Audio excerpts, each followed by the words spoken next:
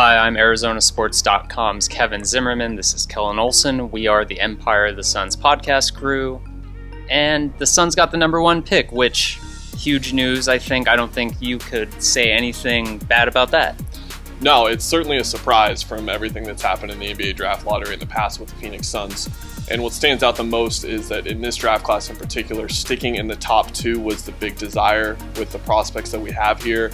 I think we were looking at it and saying inevitably, of course, they're going to go to 3 or perhaps 4 where they've picked the past 2 years. But no, they not only stick in the top 2, but they pick first overall, and that's a huge, huge deal. We saw all of the celebrations go out last night. Bickley's column really covered the energy around the city right now. It really is a transformative moment for the franchise. Now, that's because there are 2 prospects that are pretty much head and shoulders above the rest. DeAndre Ayton from Arizona, people are very familiar with him. And you, of course, you had a mock draft. You brought up Luka Doncic, the Slovenian. He's 19, kind of a point wing. Why is he right there with Ayton, and you believe he's ahead of Ayton? So for me, it's looking at sort of what playoff basketball has turned into right now. DeAndre Ayton is without a doubt a guy who you look at and you say, yeah, he could average 20 and 10 in this league and really be a physically dominant guy.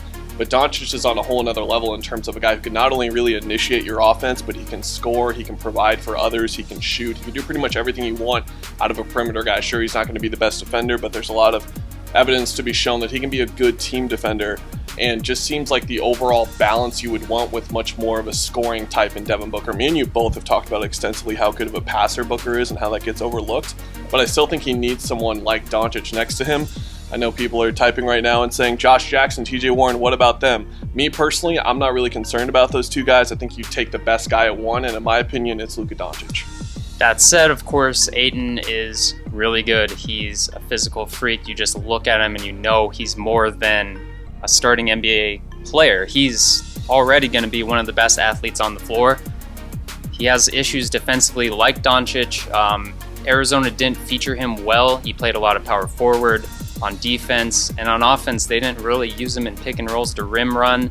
They didn't really give him many opportunities to show that he has a jump shot to the 3-point line. So that's more mystery with him, I think, than even Doncic, who people will say, especially in America, that they don't know much about him, but NBA scouts know him very well. He's been a pro for a long time now.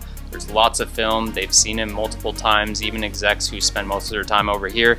So this is going to be the discussion over the next month. It's going to be fascinating to see what the Suns do. If there are any trade options on the board at 1, seems unlikely, but we'll be here at ArizonaSports.com, Empire of the Suns, our podcast, taking us all the way to that special day in June.